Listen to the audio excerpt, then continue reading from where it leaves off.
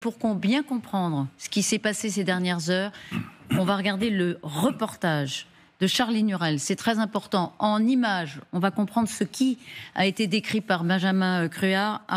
Charline Hurel nous montre cette avancée en images et les réactions des Ukrainiens. Reportage. L'intensité des combats montrée par ces images que nous nous sommes procurées. Sur le territoire ukrainien, manœuvre de chars russes et de l'infanterie pour mener l'offensive sur le nord de Kharkiv. Notre ennemi teste les endroits où nos défenses sont plus faibles. Et là où ça casse, il renforce en hommes. Et quand ils auront cassé nos lignes, ils enverront encore plus de soldats. Pas une zone frontalière n'est épargnée par les frappes. Volchansk, au nord-est de Kharkiv, est encerclé par les troupes russes.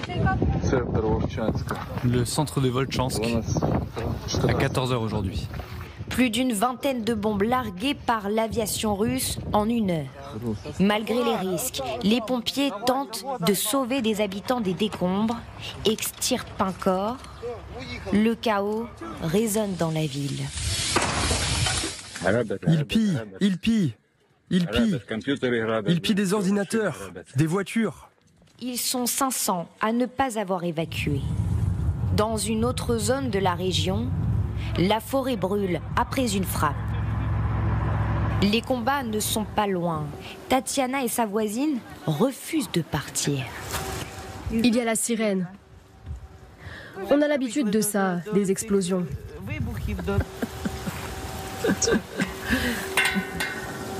On sourit, qu'est-ce qu'on peut faire? On vit. Ici, le ciel est scruté en permanence. C'est un drone ? Personne ne peut même dire ce qu'il se passera ce soir. Vous comprenez ? Vala et Volodymyr ne partiront qu'au dernier moment. L'incertitude et la peur pour celui qui est en première ligne. Mon fils est aussi en train de se battre. Il a 21 ans, c'est le seul qu'il me reste. Et la seule chose que je veux, c'est voir la victoire. Juste ça, la victoire. Bonne chance, que Dieu vous protège.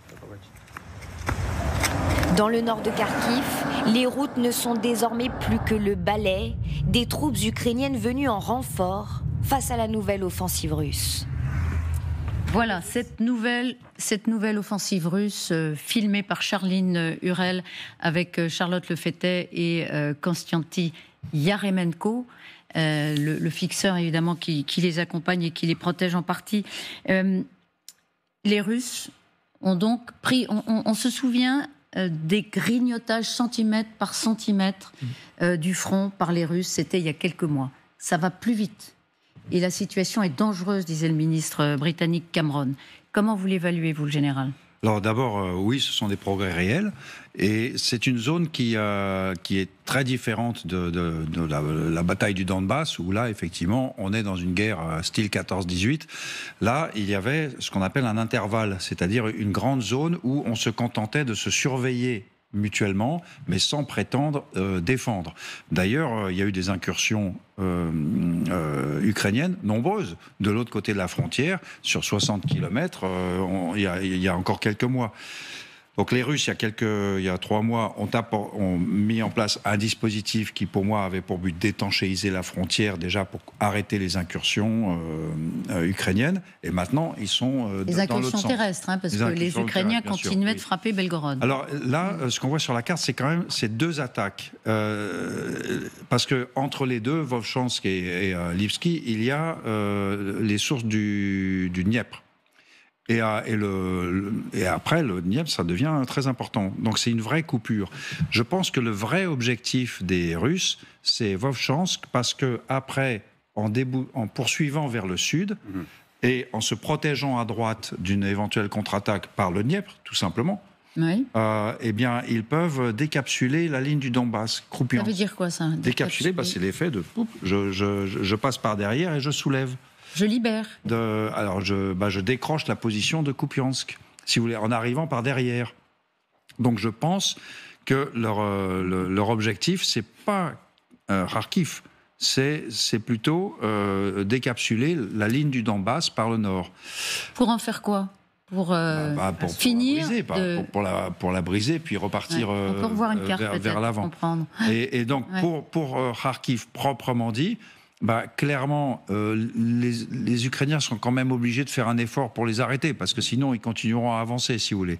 Donc ils contraignent les Ukrainiens à renforcer le nord de Kharkiv pour arrêter leur attaque, qui mettra Kharkiv à porter de l'artillerie, les tubes, les canons. Donc ça leur permettra de bombarder à moins cher et de façon plus permanente Kharkiv. Kharkiv, donc voilà. Vous dites, ils ne vont pas encercler Kharkiv. Non.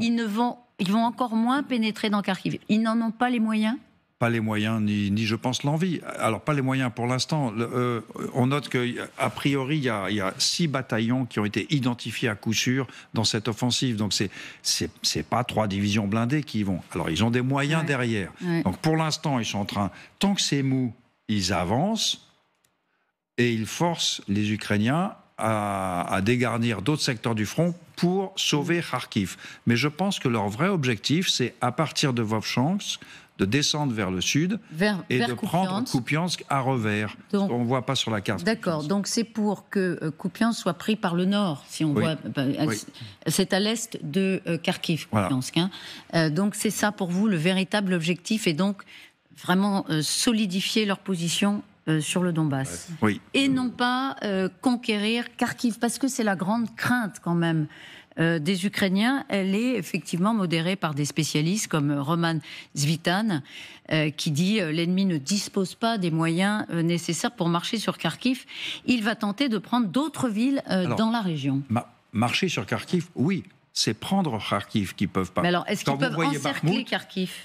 Est-ce qu'ils peuvent encercler Kharkiv, étouffer Kharkiv, affamer Kharkiv, en même temps qu'ils la bombardent ? Punir plutôt, bombarder, venir apporter de l'artillerie. Mais ils le font déjà par les bombardements incessants. Là, dans des proportions, regardez les images qui sont filmées par Charline Hurel et Charlotte Lefettet. Pour beaucoup des gens que vous voyez prendre la fuite de Kharkiv, c'est retour à la case février 2022. Parce que ce qui s'est passé, c'est que c'est quand même la deuxième ville d'Ukraine. Beaucoup de ces personnes sont parties. Elles sont revenues avec l'intime conviction que le gros de la tempête était passé, et elles sont en train à nouveau de repartir. Moi, je suis très frappé par les 2 paroles recueillies à la fois dans l'excellent exposé de Benjamin et dans le sujet de Charline et Charlotte. Vous avez un officier qui vous dit, écoutez, les Russes sont en train de faire de la reconnaissance offensive, c'est-à-dire qu'ils viennent, et sur les images qu'on voit, ils cherchent là où ça peut éventuellement passer pour pouvoir exploiter une percée. Et de l'autre, un officier, Benjamin l'expliquait, qui publie de manière publique des propos dans lesquels il dit, quelle que soit la nature de la manœuvre, il y a un sérieux problème. C'est-à-dire, pourquoi cette zone n'était pas minée, alors on va y venir. Préparée. Ça, c'est très intéressant. On va y venir. Mais est-ce que vous pensez qu'ils veulent détruire Kharkiv ? À défaut de la prendre, ils sont en train de la bombarder jour après jour. Est-ce qu'ils veulent achever la ville ? Juste sur cette question, je pense qu'il y a un précédent qui informe la manière dont on regarde le présent. Avdiivka, c'est 30 km², d'accord ? Ils ont perdu jusqu'à 1000 soldats par jour. Plus de 220 chars lourds, des centaines, des dizaines de véhicules de transport de troupes. Là, on est sur 350 km². Donc, la prendre, non. La conquérir, non. L'encercler, non. Mais avec la masse d'hommes observée par l'Institut pour l'étude de la guerre, donc entre 35 000 et 70 000 troupes, vous pouvez quand même faire très très peur et faire très très mal. Et ça, c'est effectivement un objectif. Juste une toute dernière chose. Vladimir Poutine, le 9 mai, lors de son discours d'investiture, il parle de Kharkiv. Vous avez tout à fait. C'est ça qui nous avait aussi mis la puce à l'oreille. Kharkiv et... Dans son discours. Et Kiev. Kharkov, quoi qu'il leur en coûte, parce que regardez ce que dit un membre des forces spéciales ukrainiennes, c'est son observation, les Russes meurent en masse, mais ils continuent malgré tout et réussissent dans certains domaines. Voilà ce que disent les Ukrainiens à propos de Kharkiv, et Volodymyr Zelensky lui-même a reconnu que la situation était extrêmement critique. Il reconnaît que c'est extrêmement critique. On entend aussi les témoignages dans le reportage de Charline et Charlotte. On n'a pas besoin, pour terroriser une population, on n'a pas besoin de prendre la ville. Comme disait le général, et on le voit, le nombre sur place, à la fois pour prendre Kharkiv physiquement, vu la taille, et pour faire une percée au-delà, même s'ils ont beaucoup de monde, il faudrait avoir un sacré paquet derrière. Et ils n'ont pas, en tout cas, en état des choses actuelles. Mais ça ne leur empêche pas, les gens vivent dans le noir, enfin, il n'y a pas beaucoup d'électricité. Le blackout. Les blackouts, la peur constante, on en voit quand même un certain nombre qui s'enfuient, enfin, qui partent. Donc, pour taper sur le moral sans forcément prendre la ville, on n'a pas besoin d'énormément de monde. Et là, pour le coup, en entendant les discours même des militaires, ils réussissent quand même à s'aimer la doute, le peur. Et ça, quand même, dans une guerre, c'est important aussi. On voit, effectivement, il y a eu des évacuations. On a vu des images de personnes évacuées. Là, vous avez 1 million de personnes à Kharkiv. Vous avez 1 million de personnes. Est-ce que ça empêchera, ce que font les Russes là, les Ukrainiens, de taper le territoire russe? Est-ce que ça fait une zone tampon souhaitée par les Russes pour empêcher que les Ukrainiens harcèlent Belgorod, comme ils le font depuis des semaines, général? Ça ne changera rien parce que d'abord, les Ukrainiens tapent très peu de l'autre côté de la frontière. Ils envoient des drones.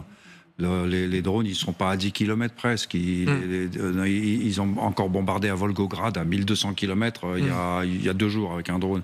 Donc,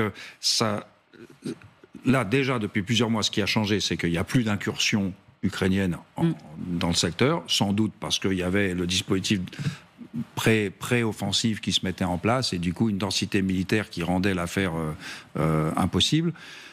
Donc là, eux disent, c'est pour mettre Belgorod à l'abri d'eux, comme si l'artillerie ukrainienne tirait sur Belgorod, ce qui n'était pas le cas. C'est aussi simple que ça, c'est pas le cas. Donc on est dans le...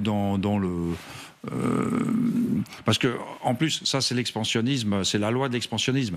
Vous progressez de 10 km pour mettre à l'abri. Bon, après, il faut progresser de 10 km pour mettre à l'abri la zone qui était derrière les 10 km que vous venez de prendre. Vous voyez ce que je veux dire? Donc c'est une recette pour aller jusqu'à la mer, ça.